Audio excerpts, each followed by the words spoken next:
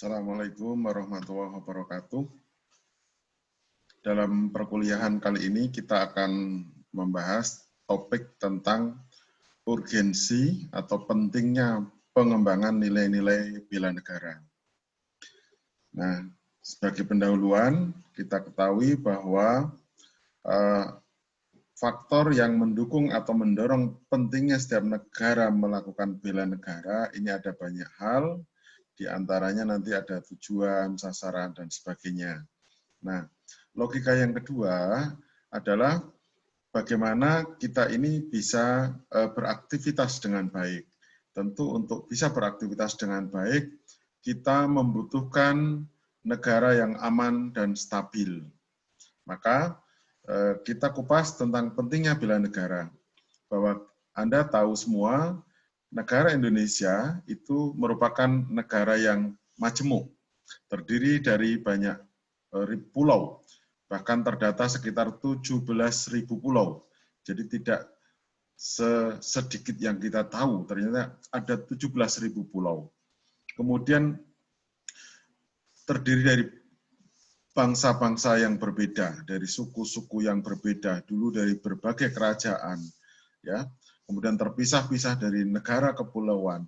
Ini jelas akan berpotensi untuk terjadinya perpecahan kalau tidak ada pemersatunya.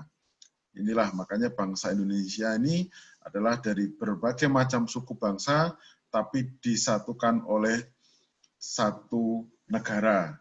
Beda dengan di Timur Tengah, satu bangsa dibedakan dengan banyak negara. Ini yang kita hadapi, fakta-faktanya seperti ini.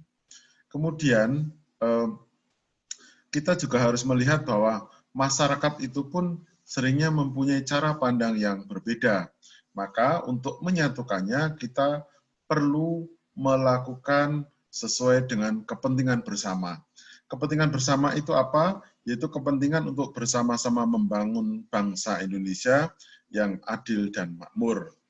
Kemudian juga di antara kehidupan sosial itu terkadang ada harmoni, ya, ada semacam dinamika yang ini harus kita hadapi bersama. Kadang berbeda agama, berbeda adat, suku, kebiasaan, bahasa, dan lain sebagainya, sehingga ini bisa berpotensi menjadi konflik horizontal. Maka bela negara merupakan wujud kecintaan seorang warga negara pada tanah air yang sudah memberikan kehidupan padanya sejak lahir, tumbuh dewasa, serta dalam upayanya mencari kehidupan. Kemudian bela negara itu harus dilakukan dengan apa? Pertama, apabila memang negara dalam kondisi perang, biasanya seluruh komponen negara, baik tentara, polisi, maupun masyarakat umum, ini wajib melakukan perjuangan dengan cara mengangkat senjata.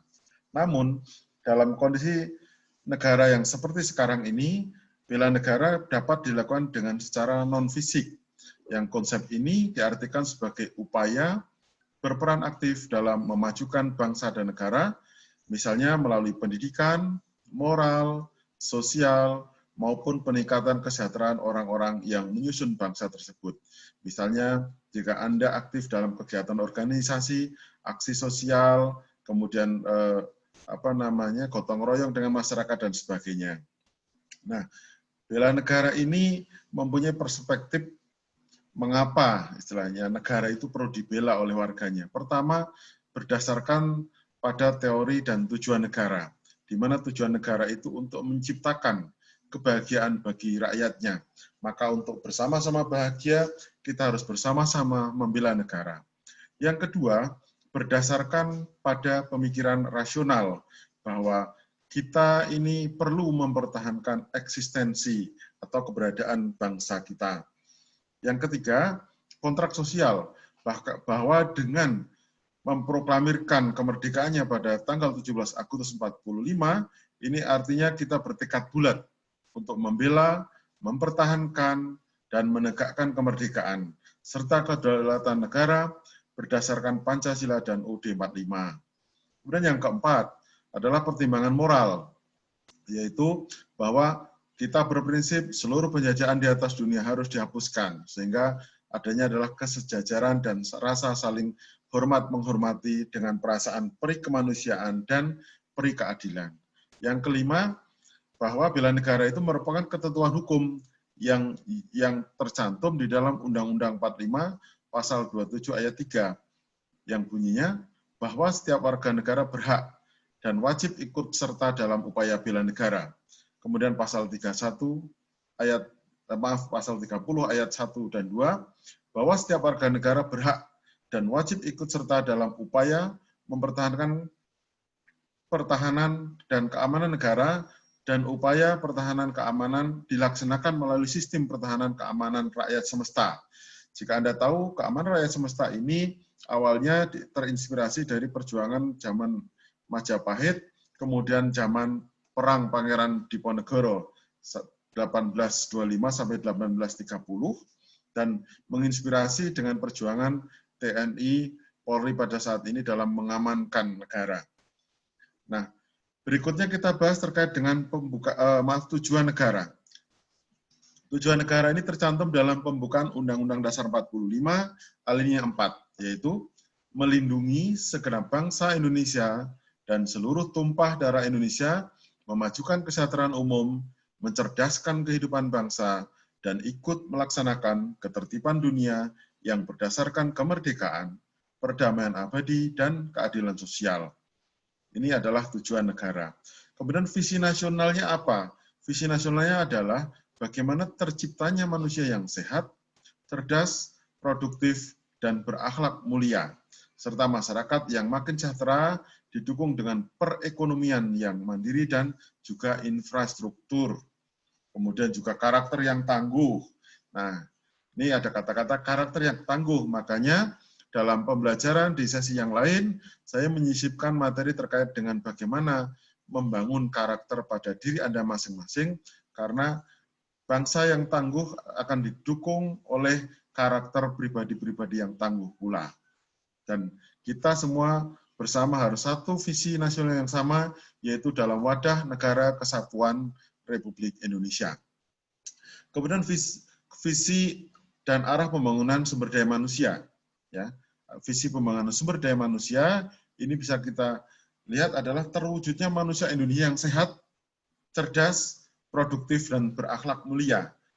Anda bisa mengaitkan antara kriteria ini dengan bagaimana ketika Anda lulus sarjana nanti, Anda juga harus yang cerdas, sehat, produktif, dan berakhlak mulia. Ingat, berakhlak mulia. Artinya pekerja sehebat apapun kalau akhlaknya tidak mulia, itu nanti akan membuat kerusakan-kerusakan dan tidak akan diterima oleh perusahaan. Kemudian arah pembangunan sumber daya manusia adalah peningkatan SDM yang dilakukan melalui peningkatan akses, pemerataan, relevansi, dan mutu pelayanan. Relevansi itu keterkaitan satu sama lain dan mutu pelayanan. Ya. Peningkatan SDM bagaimana? Pertama adalah pelayanan kesehatan. Kemudian kualitas kesehatannya juga harus ditingkatkan. Kemudian akses pemerataan pelayanan pendidikan. Kemudian kualitas dan relevansi pendidikan dan pelatihan yang mampu merespon globalisasi dan kebutuhan pembangunan nasional. Anda sudah membahas terkait dengan bagaimana dampak globalisasi terhadap pergaulan, terhadap kerukunan, dan terhadap persatuan kesatuan bangsa Indonesia. Nah, sekarang ini ada beberapa istilah yang cukup ngetren, seperti hoax, kemudian influencer, dan sebagainya. Yang ini harus Anda antisipasi, karena permasalahan zaman sekarang bukan lagi perbatasan teritorial secara manual, tapi pembatasan teritorial itu sudah tidak ada dengan adanya masuknya internet atau sistem globalisasi secara online. Kemudian paradigma baru pendidikan tinggi, ini juga harus diberikan agar kita sama-sama meningkatkan aktualisasi. Ya. Kemudian pengembangan minat. Nah, ini kenapa kemarin kita sempat bahas di awal kuliah, bagaimana Anda juga harus minatnya kemana, bakatnya kemana. Kemudian ini akan menjadi sebuah pembelajaran, learning by doing. Kemudian peningkatan kualitas hidup, ya, kualitas hidup sejak anak-anak, remaja, dan sebagainya.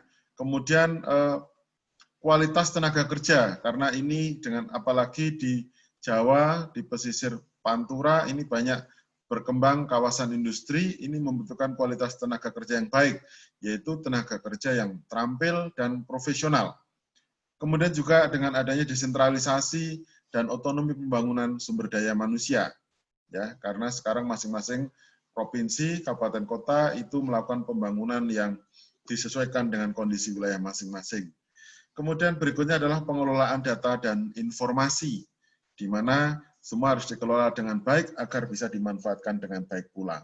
Selanjutnya adalah peningkatan kualitas kehidupan dan kerukunan hidup intern dan antar umat beragama. Ini sangat penting, karena agama kita banyak sekali, minimal ada 6, kemudian ada aliran kepercayaan, ada sempalan-sempalan dan sebagainya. Itu kalau kita tidak gunakan semangat Bhinneka Tunggal Ika, itu akan berpotensi terjadinya perpecahan bangsa kita. Kemudian yang berikutnya adalah tadi pengendalian jumlah dan laju pertumbuhan penduduk. Jadi harus diakui bahwa keberadaan sumber daya alam untuk mendukung kehidupan manusia itu terbatas, sehingga kita perlu membatasi, misalnya dengan KB dan sebagainya. Kemudian juga fakta bahwa persebaran penduduk di Indonesia itu tidak merata, sehingga kita perlu meningkatkan mobilitas penduduk agar terjadi pemerataan di seluruh wilayah negara kesatuan Republik Indonesia. Berikutnya adalah penataan administrasi kependudukan, yang ini tentu akan mendorong dan memperlancar proses pembangunan. Untuk visi pembangunan nasional, yaitu adalah Indonesia yang mandiri, maju, adil, dan makmur. Sehingga kalau masing-masing ini bisa dicapai dengan baik, maka diharapkan yang dicanangkan 2005, maka selama 20 tahun 2025 akan dapat dilaksanakan dengan baik. Indonesia mandiri artinya Indonesia yang bisa berdikari, ya. Kemudian Indonesia yang maju artinya Indonesia bisa berkembang menjadi negara maju yang dapat bersaing dengan baik, meningkatkan pendapatan dan sebagainya. Kemudian Indonesia yang adil dan makmur, yang ini dapat dirasakan oleh seluruh rakyat Indonesia untuk adil dan makmur. Kemudian misi pembangunan nasional itu ada 8. Yang pertama adalah berakhlak mulia, berdaya saing, demokratis, aman, damai, dan bersatu, pemerataan pembangunan dan berkeadilan, asri dan lestari, ini ke arah pelestarian lingkungan, kemudian maju, mandiri, kuat, ya, kemudian juga berkiprah pada pergaulan dunia internasional. Kemudian sasaran-sasaran pokok pembangunan antara lain adalah terkait pembangunan sumber daya manusia yang berakhlak mulia, karakter bangsa yang tangguh, budaya bangsa yang terjaga, berdaya saing dengan pertumbuhan ekonomi yang baik, kemudian juga kualitas sumber daya manusia, struktur perekonomian yang mendukung, infrastruktur yang mendukung seperti pembukaan jalan tol dan sebagainya, pelabuhan, bandara, ya, kemudian profesionalisme aparat penegak hukum ini perlu kita tegakkan bersama-sama, juga Indonesia yang demokratis dalam dukungan supremasi hukum, landasan konstitusional, peran masyarakat sipil dan partai politik, kemudian pelembagaan nilai-nilai demokrasi. Kemudian juga terwujudnya rasa aman dan damai bagi seluruh rakyat Indonesia. Nah, pembangunan yang lebih merata, ini yang tadi disampaikan, asri dan lestari, ya. Nah, ini negara kepulauan yang mandiri, maju dan kuat. Seperti ketika saat Indonesia sedang krisis, karena kita berada di negara yang subur, maka potensi krisis dapat kita kurangi dan kita menaikkan laju pembangunan lagi. Nah, terus kemudian arah pembangunan jangka panjang, yang pertama adalah tadi mewujudkan masyarakat yang berakhlak mulia, bermoral, beretika, berbudaya dan beradab. Tentu didukung oleh agama, jati diri bangsa, inovatif, ya. Kemudian bangsa yang berdaya saing perlu didukung oleh sumber daya manusia, perekonomian, penguasaan iptek, infrastruktur, dan reformasi birokrasi dan aparatur hukum. Nah, untuk mewujudkan Indonesia yang demokratis berlandaskan hukum, maka kita perlu menegakkan hukum itu sendiri melalui aparat penegak hukum didukung oleh kegiatan masyarakat di dalamnya. Nah, selanjutnya mewujudkan Indonesia yang aman, damai, dan bersatu.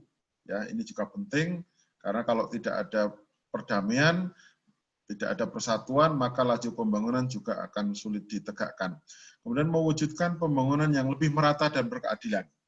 Jadi misalnya pembangunan masih terkonsentrasi di Pulau Jawa, maka perlu pembangunan-pembangunan di pulau-pulau lainnya. Juga berkeadilan antara yang kaya dan miskin, dan sebagainya. Antara desa dan kota dan seterusnya. Nah, kemudian kita juga akan melihat bahwa mewujudkan Indonesia yang asri dan lestari. Artinya pelestarian lingkungan itu juga merupakan sebuah harapan bagi bangsa kita agar laju pembangunan yang kita laksanakan tidak mencemari lingkungan, baik darat, air, maupun udara.